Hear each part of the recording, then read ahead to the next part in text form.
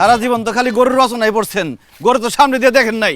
দেখেন, this is cow. ও ও ও এ কি তুমি তুমি বাবা আবুল, তুমি আমার কাছে আমার গরুর কাছে নিয়ে আসছো কেন? গরু দিয়া গুতা খাইবে নাকি? না, আপনি খাওয়াবেন। কি বলতেছো না বলতেছো? আমি কেমনে গরুরে গুতা দিব? আমার তো শিং নাই। আরে চাকরের বাচ্চা, বুড়া কি ঘুমে ঘুমে হইছেন নাকি? আপনি গরুরে গুতা দিবেন কেন? আপনি গরুরে দিবেন ঘাস, লতা পাতা, খৈল, ভুসি, পানি এইসব। কি বলতেছো বাবা?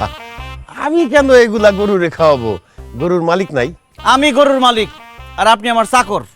এখন থেকে আপনার কাজ হয়েছে এই গরু ছাগল যা আছে সব দেখাশোনা করা, তাদের ঘুমের দায়িত্ব, খাওয়ার দায়িত্ব, থাকার দায়িত্ব সব আপনি নেবেন।